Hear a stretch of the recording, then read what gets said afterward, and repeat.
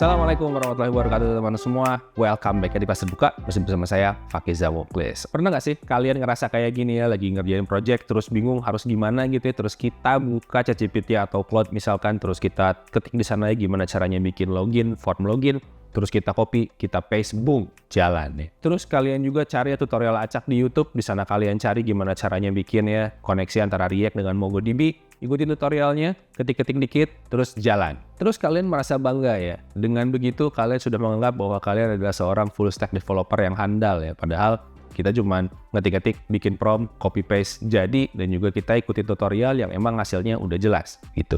Nah, ini bisa bahaya teman semua kalau misalkan ya kita dari awal ini dikasih blank canvas ya, yang kosongan, terus kita disuruh bikin sebuah arsitektur sistem. Nah, ini kita harus paham dari awal nih tentang bagaimana membuat sebuah aplikasi ya secara full stack. Nah, kalau misalkan kalian ya lagi ada di fase-fase ini ya, hati-hati teman semua, mungkin kalian terjebak ya dalam sebuah ilusi kompetensi di era AI sekarang nih. Karena sekarang ya dengan kita bikin prompt aja, mau bikin apa itu bisa jadi ya. Dan kalau kita cari contoh di YouTube, itu mungkin udah ada yang ngerjain sebuah project yang mau kita buat gitu.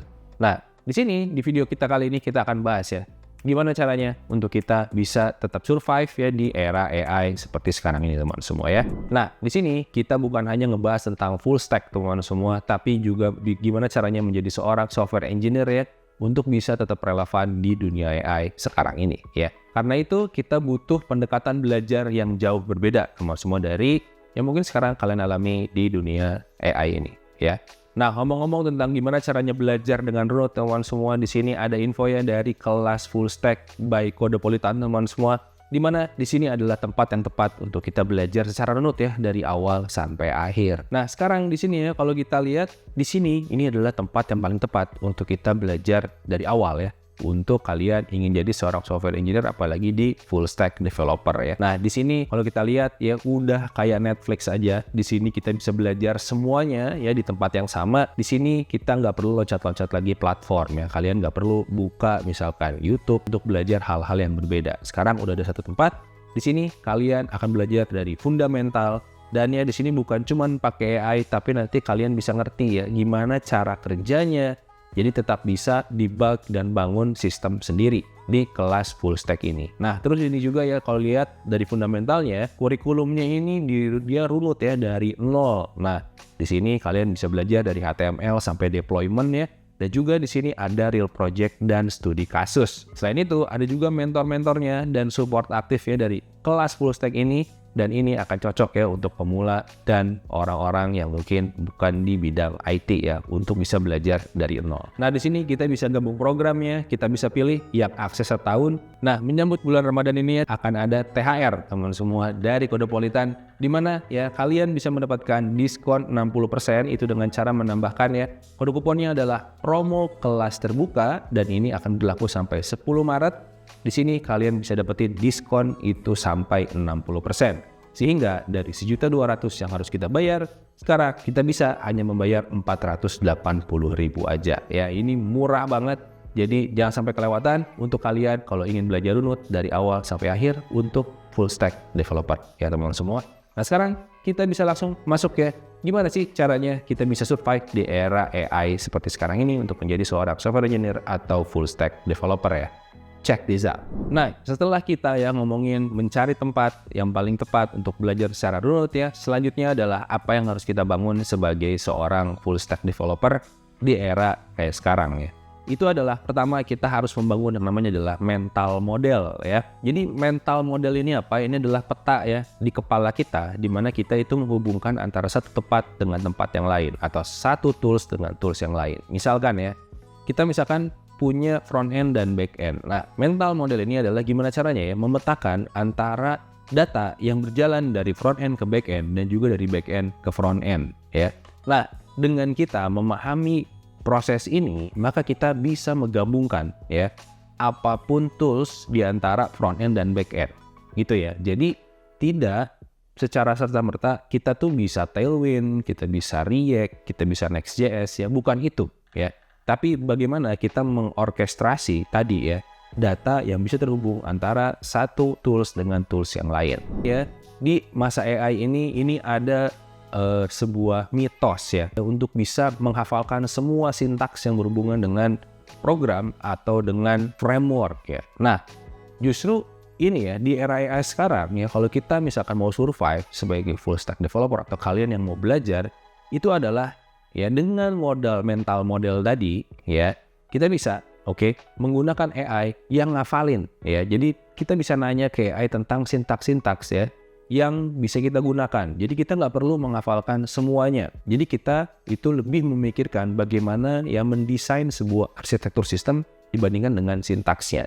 Jadi kita nggak perlu hafal sintaks, yang penting kita paham dengan mekanisme dari sebuah tools gitu ya. Apakah itu React, apakah itu Tailwind kayak tadi ya. Misalkan backend ya, kalau mau pakai apa, pakai Express.js, itu kita bisa mengorkestrasi dengan lebih mudah. Mitos yang kedua itu adalah karena kita bisa ngerjain semuanya, full stack developer aja bisa kerja sendirian dan cuman butuh skill teknis. Enggak ya. Justru ya faktanya di industri ini kita memahami bahwa ada yang namanya T-shape kompetensi ya, atau T-shape developer. Di mana karena dia T-shape, maka dia itu punya satu yang tajam, satu yang umum ya. Jadi dia punya pengetahuan umum tapi dia tajam ke satu skill. Jadi kita kalau ingin jadi full stack developer yang bisa ya dihargai, itu adalah kita nggak harus hafal semuanya, nggak harus jago semuanya, tapi kita jago di satu bidang aja, tapi kita bisa ngerjain yang lain juga ya. Tapi nggak jago-jago amat, nggak masalah. Itu adalah T-shape developer. Misal kalian jago di front end, kalian jagonya front end design ya, dan di sini kalian mengerti cara menggunakan React tapi nggak jago-jago amat ya, mengerti cara menggunakan Vue tapi nggak jago-jago amat ya, atau kalian bisa backend tapi nggak jago-jago amat. It's okay ya. Justru nanti full stack developer ini nggak mungkin kerja sendirian. Kita bisa kerja bareng-bareng ya, saling mengisi satu sama lain ya. Jadi nanti saat bekerja itu kita jadi paham juga ya, kalau kita udah jago desainnya, kita tahu paham gimana caranya CSS bekerja ya, gimana caranya backend bekerja. Itu menjadi sebuah ya skill set yang lengkap kalau kita mau kerjasama dengan orang lain. Nah, yang terakhir dan paling utama adalah gimana cara kita menggunakan AI ya. Nah, sekarang ini lagi marak-maraknya vibe coding ya. Gak salah sebenarnya, asalkan kalian paham dengan apa yang AI ini jawab gitu. Nah, yang paling penting itu adalah kita bisa memposisikan AI ini menjadi dua ya. Yang pertama itu adalah sebagai generating ideas, yang kedua itu adalah tempat belajar ya. Nah, di sini generating ideas itu nggak masalah. Pertama itu adalah cukup ya, kita bisa misalkan ingin membuat sesuatu, kita bisa mengenerate ide ini dari AI. Nah, nanti yang memilih siapa? Kita sebagai direkturnya ya, kita sebagai orkestratornya, kita yang milih ya. Tetap etikanya itu ada di kita ya, yang memilih codingan apa yang dipakai, sehingga kita harus paham juga tentang codingan ini ya, walaupun idenya kita ambil dari AI, nggak masalah. Yang kedua itu adalah bagaimana menggunakan AI, itu adalah kita bisa gunain AI untuk belajar juga ya, belajar misalkan tentang mekanisme, hal-hal yang baru, mengeksplor hal-hal yang baru. Kita bisa menggunakan AI ya untuk membelajar satu materi-materi yang mungkin kita nggak paham ya dengan lebih mudah. Itu ya teman-teman semua untuk di Jurnal Cluster Boga kali ini mungkin. Jadi nanti kita akan ketemu lagi di video selanjutnya ya. See you next video. Keep coding, teman-teman semua. Keep safe ya. Bye.